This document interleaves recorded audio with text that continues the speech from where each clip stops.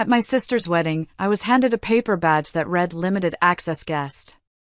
My mom whispered, "That means no plate." I looked over, walked to the gift table, retrieved my envelope with the $7,500 fund check, and said, "I think you won't need this anymore." My sister ran after me, and my parents shouted, "Come back," but Hello everyone. Thank you for being here with me today. Before I begin my story, I'd love to know which city you're joining us from. Please feel free to share in the comments. Now, let me take you into this story.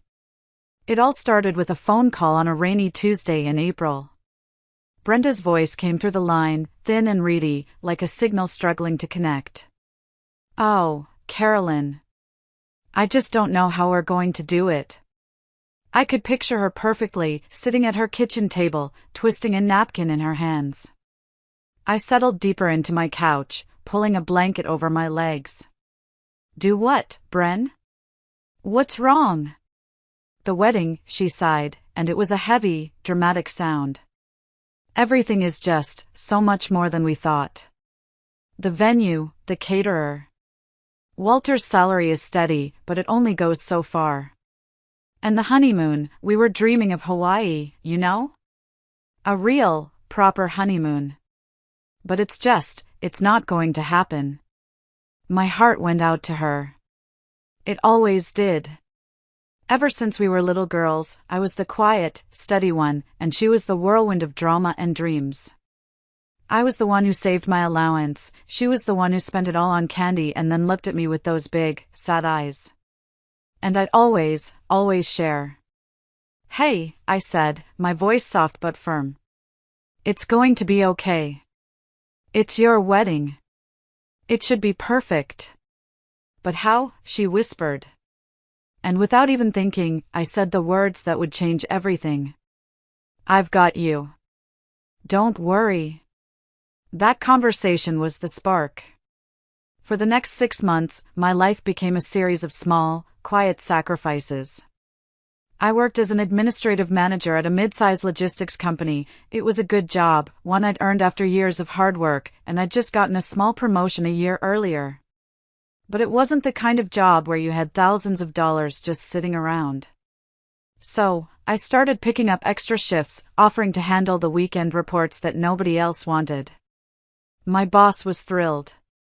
My social life, not so much. My best friend, Susan, called me one Friday night. "Carolyn, we're all going out for dinner and drinks at the Oak Room. You have to come. You've been a ghost for months." I looked at my own dinner, a bowl of leftover chili, and sighed. "I can't, Sue. I'm swamped with this project for work." It wasn't a complete lie, but it wasn't the whole truth either. The truth was, a night out at the Oak Room would cost at least $60, and that was $60 that needed to go into the Brenda's Honeymoon Fund, a plain white envelope I kept tucked away in my desk drawer. I canceled my annual trip to the lake with my college friends, a tradition we'd kept for 15 years. I told them something had come up at work. I drove my 10-year-old sedan even when it started making a funny rattling noise, putting off the trip to the mechanic. I even dipped into the small inheritance our grandmother had left me years ago, a fund I'd promised myself I'd only touch for a true emergency, or a down payment on a house. To me, my sister's happiness felt like an emergency.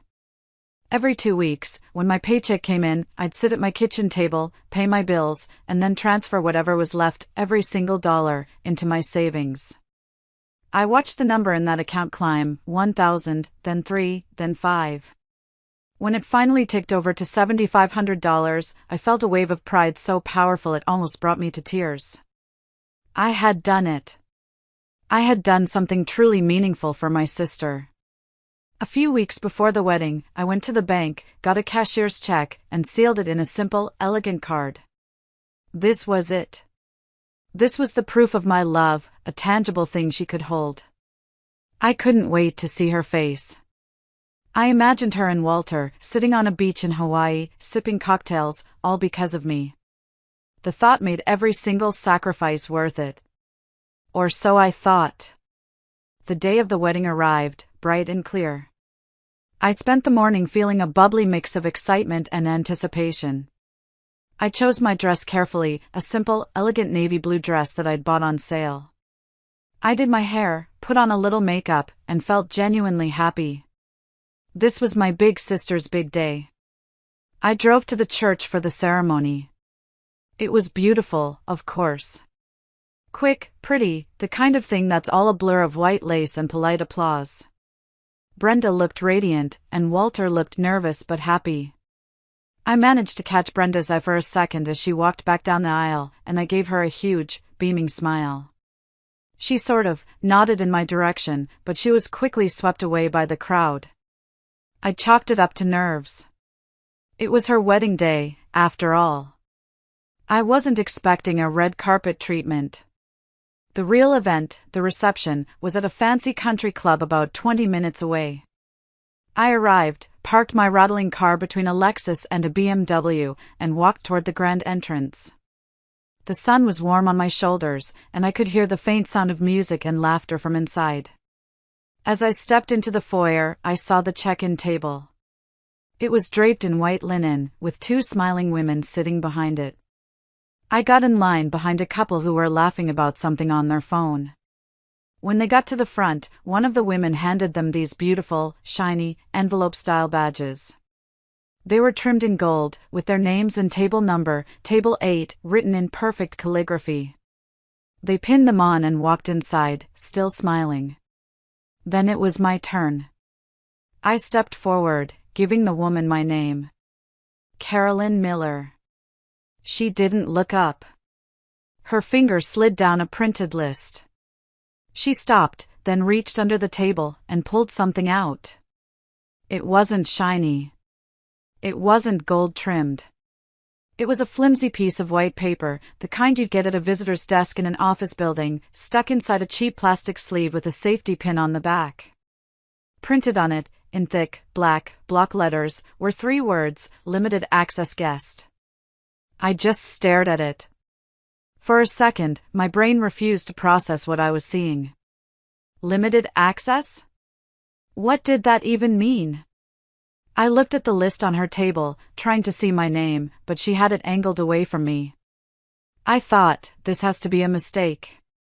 A vendor mix-up. Something. Excuse me, I started to say, my voice sounding weak. I think there might be a mistake. I'm the bride's sister. The woman finally looked up at me, her smile tight and professional. That's the badge I have for you, ma'am. My throat went dry. I stood there, holding this humiliating piece of paper, my mind racing. And then, as if summoned by the sheer force of my confusion, my mother appeared at my elbow. She was dressed to the nines in a shimmering silver gown, her hair perfectly coiffed. She leaned in close, and her perfume, a scent I'd known my whole life, filled my senses. She whispered in my ear, her voice light and conspiratorial, like we were sharing a funny secret. That means no plate. And then she was gone. She just straightened up, gave me a little pat on the arm, and swept into the main hall before I could even form a question. That means no plate. The words echoed in my head. I waited for her to turn around, to wink, to let me in on the joke. But she never looked back. I was left standing there, alone in the foyer, with a cheap paper badge in my hand and my mother's cruel whisper ringing in my ears. The warmth of the day suddenly felt like a bitter chill. I stood there for what felt like an eternity, the flimsy plastic badge feeling both heavy and insignificant in my hand. The sounds of the party, the clinking glasses, the swell of music, the waves of laughter, seemed to be coming from a great distance. My first instinct was just to turn around, walk out the door, and drive away. But a stubborn little part of me, the part that had sacrificed for 6 months, refused to believe it. This is a misunderstanding, I told myself. A really, really weird misunderstanding. Mom must have been joking. It was a bad joke, but a joke nonetheless. Clutching that ridiculous badge, I forced my feet to move. I walked into the main hall, my eyes scanning the room, desperately looking for evidence to prove my own theory right. The room was stunning. Huge chandeliers dripped with crystals, casting a golden glow over dozens of round tables draped in white cloths. At the center of each table was an elaborate floral arrangement. Servers were already moving gracefully between the tables, placing dishes in front of seated guests. My heart started to pound a slow, heavy rhythm against my ribs. I made my way to the front of the room where a large, ornate seating chart stood on an easel. It was a beautiful board, with names written in the same elegant gold calligraphy as the other guests' badges. I ran my finger down the alphabetical list, searching for my name. L.M. Miller. There it was. Miller, David. Miller, Patricia. My parents. They were at table 2, the main family table, right next to the head table. But my name, Carolyn Miller, it wasn't there. A knot of ice formed in my stomach. Okay. Fine. Maybe I wasn't at the main table. Maybe they put me at another table with cousins or something. I scanned the entire board, my eyes darting from name to name, my breathing getting shallower. Table 3 and 4 and 10, 15, nothing. My name was not listed anywhere. No chair. No plate. Not even a name card tucked away at a forgotten table in the back corner. I wasn't a guest. I wasn't even family. I was a placeholder, a loose end they hadn't bothered to snip. The label on my badge suddenly made a horrifying kind of sense. Limited access. Access to what? The ceremony, apparently. Access to the gift table. But not access to a meal, to a seat, to a place among the people I was supposed to belong to. I backed away from the seating chart and found a spot near the wall, trying to make myself as small as possible. I felt 100 pairs of eyes on me, even though no one was looking. I could feel the cheap plastic of my badge against my dress, branding me. I watched as everyone settled in. I saw my sister, Brenda, raise a glass for a toast, her smile dazzling. I saw my parents clapping, their faces beaming with pride. I saw Walter lean in and kiss Brenda's cheek while people snapped photos. They all looked so happy, so perfect, existing in a world where I apparently didn't have a seat at the table. I waited. I stood there against that wall, telling myself that someone, anyone, would notice me. That Brenda would see me, her eyes would widen in horror, and she'd rush over, saying, "Oh my God, Carolyn, there's been a terrible mistake." That my dad would catch my eye and wave me over. That my mom would come back and say, "I was just kidding, you silly goose, come sit down." No one did. They saw me. I know they did. I made eye contact with my mother once. She just gave me a tight little smile and turned back to her conversation.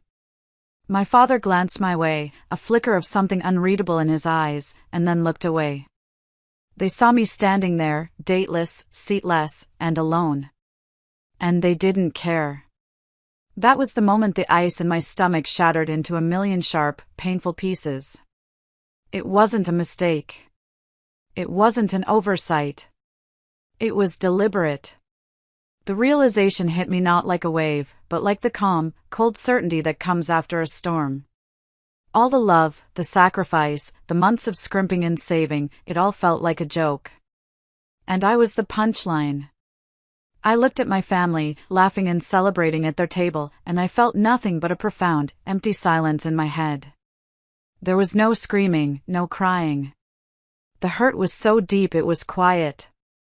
And in that quiet, a single, clear thought emerged: no. You don't get to do this to me. I pushed myself off the wall. My movements felt deliberate, almost robotic. I turned my back on the main hall and walked out into the foyer, back to the entrance where the gift table stood.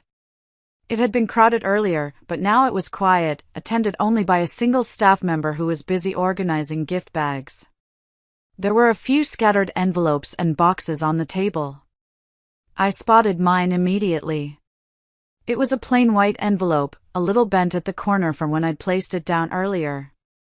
It was the only one that wasn't sealed with a fancy sticker or a ribbon, just folded closed.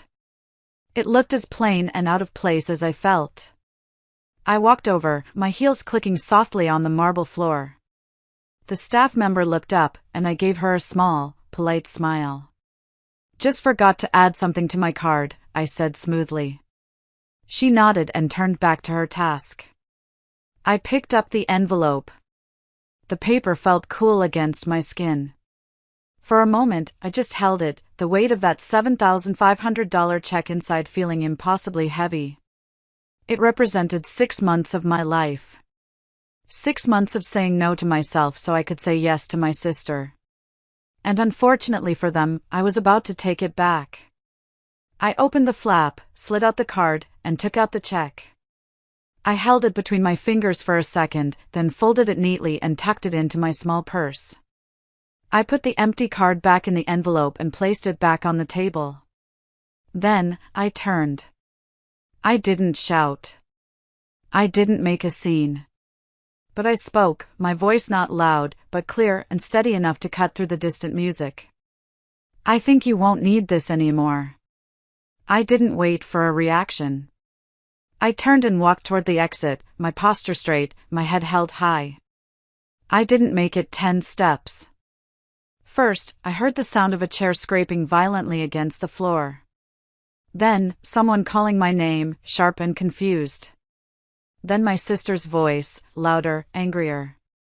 "Carolyn! What are you doing?" And then my parents. "Come back! Carolyn, come back here right now." They were all shouting now. A commotion was rising behind me, a wave of shock and anger. But I didn't turn around. I didn't break my stride. I walked calmly out of the grand entrance, into the late afternoon sun. I walked to my car, started the engine, which, of course, made that rattling noise, and drove off without a single glance in the rearview mirror. They could toast and dance all they wanted. But now, the honeymoon in Hawaii they'd been so desperate to afford just got a little less golden. They didn't want me there. Fine. But they wouldn't get to use me either. The quiet girl who always shared her candy was finally done sharing. I didn't sleep that night. Not because I was angry, though I was. It was more than that. Every detail of what happened kept replaying in my head in a perfect, painful loop, like a movie burned onto the inside of my eyelids. The flimsy paper badge. My mother's whisper. The empty space on the seating chart. The look on my father's face. Over and over again. I couldn't stop thinking about that white envelope sitting on the gift table, how proud I had been when I dropped it off. I thought I was doing something good, something meaningful. I thought I was part of something. Instead, I was the girl with the paper badge. The girl who didn't get a seat. The girl whose own family decided she didn't quite belong. By morning, the text started. First, "My mom, we need to talk. This has been blown way out of proportion." Then my dad, "Carolyn, please don't make this a thing. Let's not ruin the weekend." And finally, my sister, "Brenda, I can't believe you did that. You embarrassed me in front of everyone." I stared at my phone, a bitter taste in my mouth. Notice what was missing. Not one of them said, "I'm sorry." Not one of them admitted anything was wrong with what they did. It was all deflection, all sugarcoating, all framed as if my reaction was the problem, not their treatment of me. My mom actually sent a follow-up text that made me want to throw my phone against the wall. "We just assumed you'd be okay with standing since you always say you don't care about fancy stuff." As if I was supposed to be grateful for the privilege of being excluded with a smile. Like I was some kind of enlightened monk who would just float above the humiliation. Around noon, my dad called. I ignored it. He called again, then sent a text. "Come over. We want to talk. Your sister's here, too." I didn't answer right away. I took a long shower, letting the hot water run down my back. I made myself some breakfast, scrambled eggs and toast, and ate it slowly at my kitchen table. I cleaned the kitchen. I didn't owe them urgency. I didn't owe them the benefit of the doubt anymore. But still, part of me wanted to go. Not to fix anything. Just to watch them squirm a little. They needed that check. I knew it. So, I went. When I pulled into the driveway, Brenda's car was already there. I walked in without knocking. All three of them were in the living room, arranged like a jury. My mom tried to look casual, smiling like I was just back from a long vacation. My dad nodded, his expression serious, like this was going to be a reasonable business conversation. Brenda stood with her arms crossed, refusing to look at me. I sat down in the armchair opposite them and didn't say a word. I just waited. My dad spoke first, clearing his throat. Well, he began, it was really unfortunate how things went yesterday. Not that they made it unfortunate. Just that it happened to be unfortunate. My mom followed with some lines about miscommunication and logistics. She used the word oversight 3 times, as if I had just slipped through the cracks of a spreadsheet error. Brenda finally spoke, her voice sharp. I still can't believe you walked out and took your gift back. What were you thinking? I listened to it all, nodding occasionally. When they had finished their pathetic damage control, I looked at them, one by one. Then I said one thing. I might change my mind. That was it. No promises, no apologies, no explanations. Just that one little word, might. The shift in the room was instant and palpable. My mom sat up straighter, her eyes wide like I'd just thrown her a life preserver. My dad let out a sharp little exhale, the tension visibly leaving his shoulders. Even Brenda uncrossed her arms and finally looked directly at me. I could feel their hope, thick and cloying in the air. They thought they'd won. My mom started talking fast. Oh, Carolyn, that would be so generous. That money would go directly to the honeymoon, you know that. We don't want this little thing to hang over us forever. My dad chimed in about how families have rough moments, but they get through them. Brenda didn't say thank you. Not even then. I just smiled a little, stood up, and said, I need some time to think. I walked out, leaving them with that word, might, buzzing in their ears like a secret promise. Let them sit with that. Let them stew in it. Because for the first time in a very long time, they wanted something from me. And I was going to let them feel what it's like to hope someone else gives you what you desperately need, and doesn't. The next few days were a masterclass in manipulation. My mom left a voicemail, her voice soft and careful, like she was speaking to someone on a ledge. She said she'd been thinking all night, that perhaps things had been handled a little too rigidly, that perhaps they could have communicated better. But still, no, I'm sorry. Just an attempt to paint the whole thing as a minor misunderstanding that I had blown out of proportion. Then came the kicker, they were delaying the honeymoon. Not canceling, just pushing it back a bit. She said it like it was a weather delay, a bit of mild turbulence. What she didn't say was the part one already knew, without my check, they were screwed. My dad tried a different tactic. He called and played the flattery card. I'm so proud of the woman you've become, Carolyn, he said, his voice smooth. Successful, stable, dependable.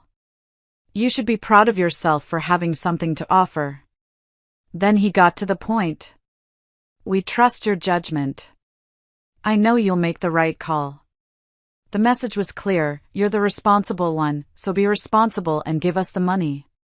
That was the moment I remembered the car. About 6 months earlier, my dad's old station wagon had finally given up the ghost. I had a second car, an older but reliable sedan that I mostly used for weekend errands. They asked if they could borrow it for a week or two while they sorted things out.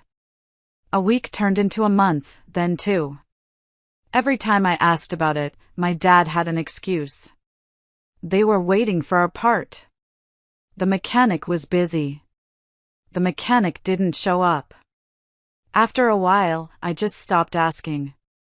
It became another one of those things I'd just done for the family. Another quiet sacrifice. But the car was still in my name.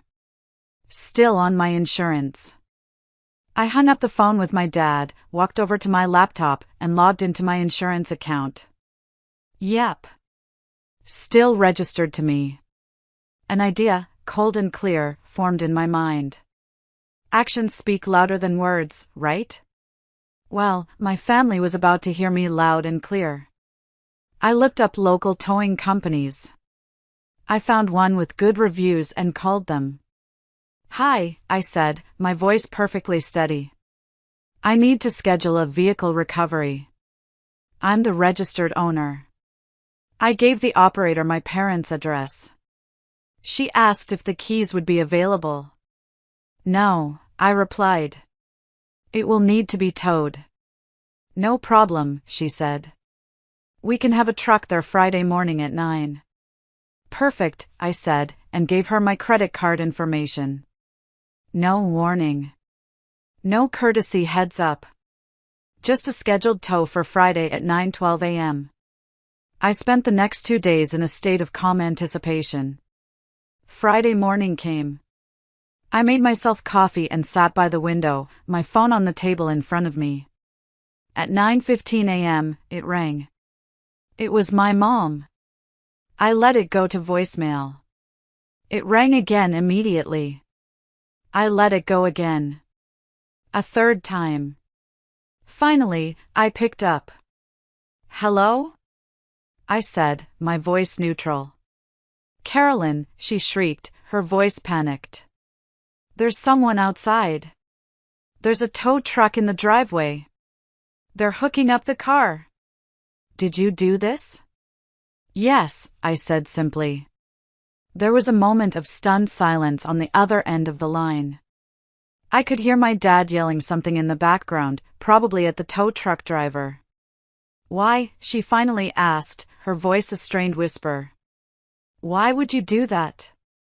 "I'm changing insurance companies," I said, which wasn't a lie. I had been meaning to for months. It's just easier to have the vehicle at my own place while I sort out the paperwork. "But we need the car," she sputtered. "We have plans. This is so inconvenient." I could hear my dad now, his voice getting louder and angrier in the background. "Tell him to get his hands off my car," he roared, forgetting, apparently, that it wasn't his car at all. I took a slow sip of my coffee. "Then maybe you should borrow one," I said, my voice cool. "Or rent one. Or figure something out. That's what I'd have to do, right?" There was another pause. Then, my mother's voice dropped, full of accusation. "This is about the wedding, isn't it?" "No, Mom," I said, and for the first time, I felt like I was speaking the complete, unvarnished truth. "This is about patterns." And I hung up. The silence after I hung up on my mother was profound. For the rest of the day, I expected a flood of angry calls or texts. Nothing. It was an eerie, unsettling quiet. They were probably panicking, trying to figure out their next move now that one of their essential resources, my car, had been taken away. It felt like I had finally, after all these years, changed the rules of the game, and they didn't know how to play anymore. That evening, I was curled up on the couch, trying to watch a movie but mostly just staring at the wall, when my phone buzzed with a message from a number I didn't recognize. My first instinct was to ignore it, assuming it was one of my parents trying a new tactic. But something made me look. The message read, "Hey Carolyn, this is Walter. Brenda's fiancé. I hope this isn't out of line." My heart skipped a beat. Walter? Why was he messaging me? Another message popped up before I could reply. "I don't know everything that happened at the reception, but I saw what they did with the seating and the badge. I just want you to know I'm really, truly sorry. You didn't deserve that." I stared at the screen, reading the words over and over. It was the first apology I had received from anyone. And it came from the person I least expected. Walter had always been quiet, a bit shy, usually overshadowed by Brenda's big personality. I never really knew what he thought about anything. To know that he had seen what happened and that he thought it was wrong felt validating. It was like a single, steady light in a dark room. I took a moment before I typed back. Thank you for saying that, Walter. I really appreciate it. His reply was almost instant. I just wish you'd stayed. I think everything would have played out differently if you'd been there longer. I didn't agree with that part. I knew that staying would have just meant enduring more humiliation in silence. But I didn't argue. I wasn't going to dump my bitterness on the one person in this whole mess who seemed to have a working moral compass. I just sent back a simple, "It means a lot that you reached out." That small exchange changed something in me. It broke through the feeling of complete isolation. I wasn't crazy. I hadn't overreacted. What they did was wrong, and someone else saw it too. It was a small thing, a few lines of text on a screen, but it felt like being handed a shield. It strengthened my resolve. It made me feel less like a lone soldier and more like someone who was, justifiably, defending her own ground. The quiet from my parents and sister continued, but now, it felt less like a punishment and more like the silence of cowards. And I knew, with more certainty than ever, that I was done letting them get away with it. A few days after the car was towed, I decided it was time to stop waiting for them to make a move. I was going to make one of my own. I drove over to my parents' house unannounced. I parked across the street and walked in through the front door without knocking. My dad was in the living room watching the news. He flinched when he saw me, a deer caught in headlights. My mom walked out of the kitchen, wiping her hands on a towel, her face a mask of rehearsed nonchalance. "Carolyn. I didn't know you were coming," she said. "I know," I replied, sitting down at the kitchen table. They didn't offer me coffee, which was a first. The air was thick with unspoken tension. My dad muted the TV and leaned forward, gearing up for a pitch. "Listen, honey," he started, "we've talked to Brenda.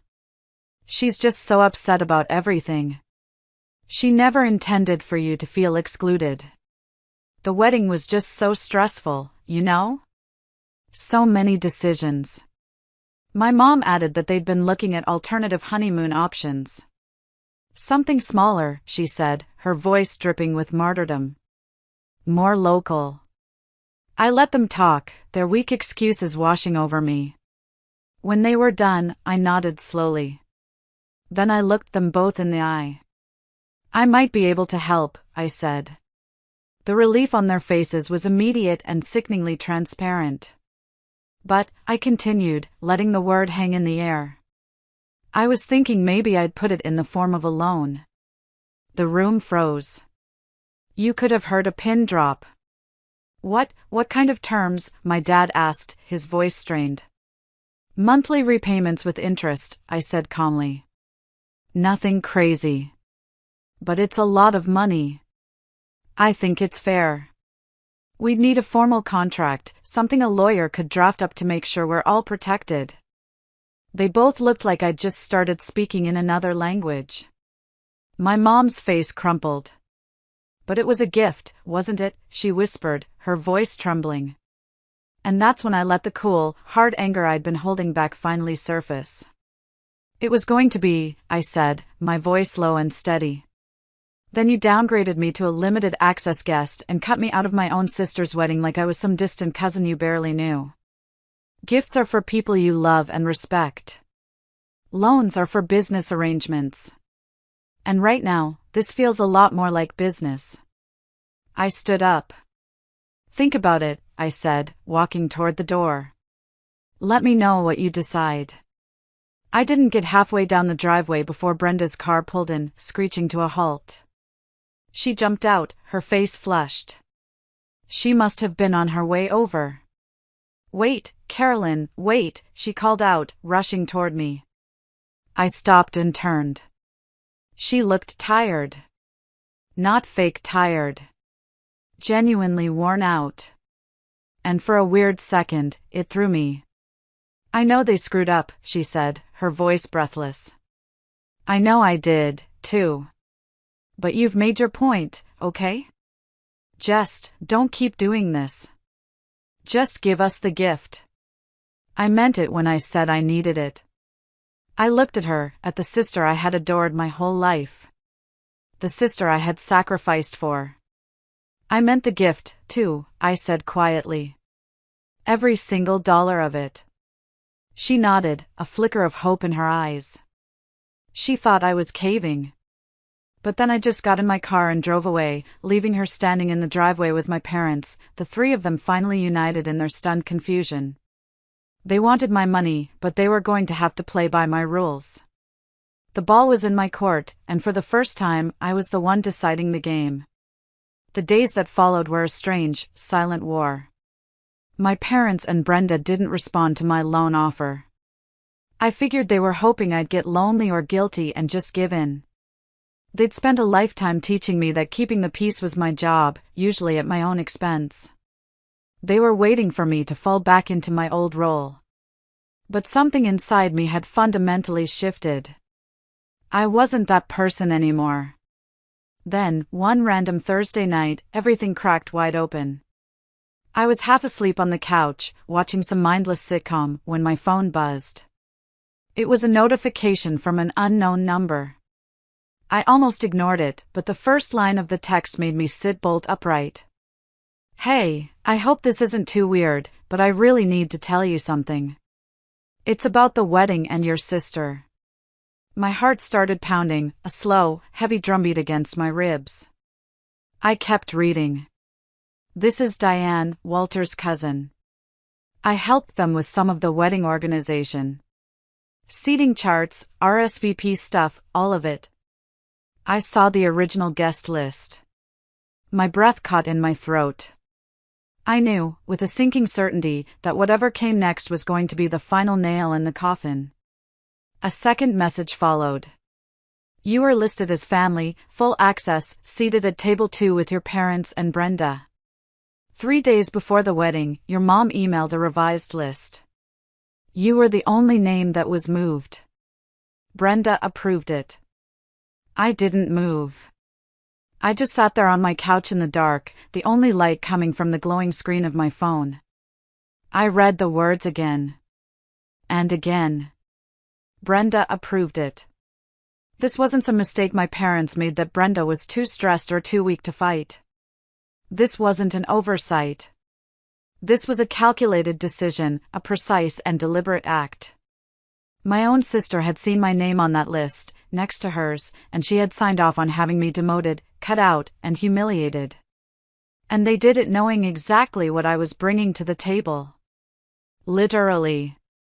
I had told Brenda weeks earlier that I had something big planned for the wedding gift, something that would take the pressure off her back. She was the one who had cried to me about their budget. I had offered to help, and she had let me. She took my promise of help, and then, 3 days before her wedding, she approved the plan to treat me like a stranger. They wanted the money, but not the connection. They wanted my generosity, but not my presence. They didn't want me in the pictures, in the speeches, at the table. They just wanted the envelope. And that's when it stopped hurting. In that one, awful, clarifying moment, the pain vanished, and something else took its place. It was a cold, hard, and strangely peaceful certainty. I finally knew exactly who they were. And I had proof. No more wondering. No more second-guessing my own feelings. No more giving them the benefit of the doubt. One more message from Diane came through. I'm not trying to stir up drama. I just couldn't sit on it anymore. What they did wasn't okay. I'm really sorry. I stared at the screen. She had already given me the one thing my family never would, the truth. The feeling in that moment, it wasn't sadness anymore. It was a cold, clear understanding. They didn't just make a mistake. They made a choice. They chose the money over me. If you're still listening, please help me out by liking this video and commenting with the number 1 down below. It lets me know you've given me a like, and it tells me you're here with me on this journey. Your support is a bigger encouragement than you can possibly know. Please, comment with the number 1 and then listen to what I did next. The next morning, I woke up calm. There was no emotional spiral, no urge to scream or cry. There was just a quiet, steady acceptance. They chose this. My mother chose to exclude me. My dad chose to support her. And Brenda, she chose to let it happen. She approved it. So, I started cleaning house. It wasn't an act of anger. It felt more like a necessary, long overdue tidying up of my own life. I opened up my phone. I found the family group chat, the one that was always filled with my mom's cheerful emojis and my dad's bad jokes. I scrolled to the bottom, found the button that said Leave Conversation, and pressed it without a single word. 1 minute I was there, the next I was gone. Then, I went to my contacts. I found Mom. I blocked her number. I blocked her on every social media platform. No more seeing her curated posts about her wonderful family. I did the same for my dad. Then I got to Brenda. My finger hovered over the block button. But I stopped. I didn't block her. Not yet. I just muted her conversation. Silenced it. I wasn't trying to punish them in a way they could see. I was removing myself from the space where they had built a version of me that only existed for their benefit, the dependable, ATM sister Carolyn. That version of me was gone. Later that day, I got another text from Walter's fiancé, Brenda's husband. I meant Walter. I don't know what happened, he wrote, but Brenda's been quiet all morning. I think she's realizing things. I read his message and felt a brief pang of sympathy for him, a good man caught in a messy family. But I didn't respond. Let her sit in it. Let her realize things on her own. I wasn't going to carry that weight for her anymore. 2 days later, my dad tried to get through my firewall. He sent a message from his work email, a short, pathetic attempt to smooth things over. It read, "Family is complicated. We all make mistakes. We love you." I stared at it. No apology. Just a vague lifeline wrapped in excuses. The old me, the peacekeeper, would have grabbed onto it. She would have used it as an excuse to let everything slide, just to have things go back to normal. But the new me knew their normal was my misery. I dragged the email to the trash folder without a reply. I went to my computer, found the file on my desktop labeled loan terms, and I deleted it. They weren't getting the money as a loan. They weren't getting it as a gift. They weren't getting anything. That door was now closed, locked, and bolted. The silence that followed felt different. It wasn't the tense, waiting silence from before. It was a clean, empty space. A space that was finally mine. Then, on a random Tuesday evening, Brenda's name popped up on my phone. She was calling. My thumb hovered over the green button. For a heart-stopping second, the little girl inside me, the one who adored her big sister, wanted to answer. But I didn't. I let it go to voicemail. The message she left was short. Her voice was thick with emotion. "Carolyn, I really need to talk to you. Please, just give me 5 minutes. I know I don't deserve it, but I'm asking anyway." I listened to it once. Then I set my phone down, put on my sneakers, and went for a long walk. No music, no distractions, just the sound of my own footsteps on the pavement and the quiet evening breeze. It was the most peaceful I had felt in months. I was finally breathing my own air. My birthday was coming up in a couple of weeks. For years, my mom had always made a big deal out of it, insisting on a family dinner at my favorite Italian restaurant. I had even, foolishly, made a reservation weeks ago, holding on to a sliver of hope that they might somehow pull their heads out of the sand. That hope was gone now. The day after Brenda's call, I cancelled the reservation. There would be no family dinner. A few days before my birthday, a letter arrived in the mail. It was a thick, cream-colored envelope, and I recognized my mother's careful, looping handwriting immediately. There was no return address. I opened it.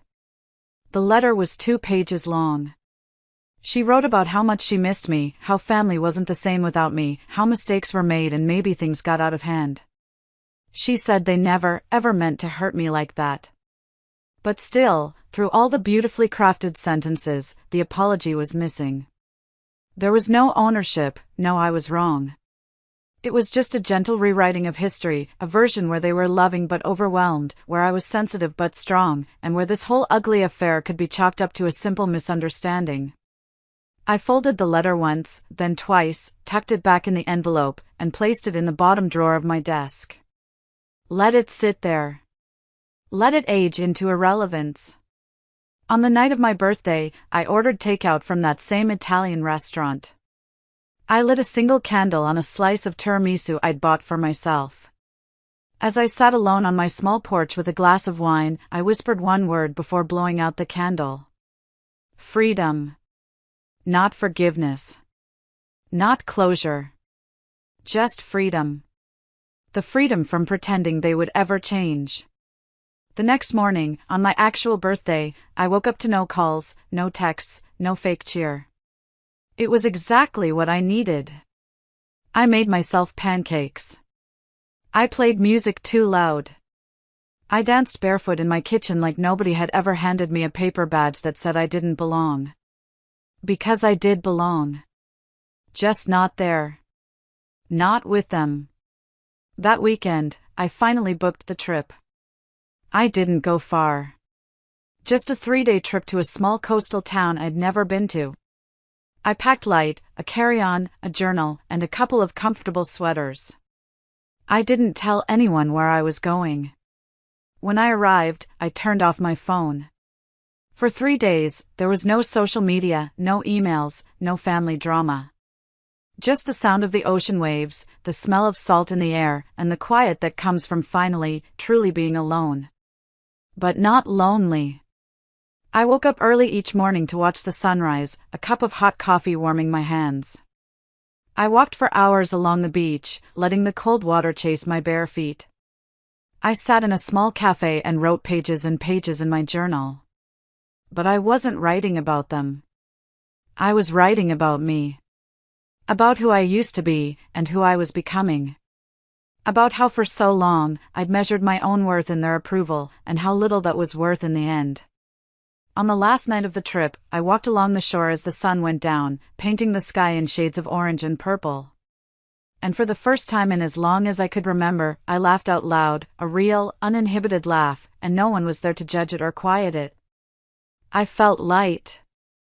I felt like myself again. When I got home, the silence was still there. But it felt different now. It felt like a choice I had made, not a punishment I had to endure. The peace I had found by the ocean had followed me home. A few days later, I found another envelope in my mailbox. This one was from Brenda. It wasn't my mother's elegant stationery. It was just a plain white envelope. Inside, there was a folded note and a printed photograph.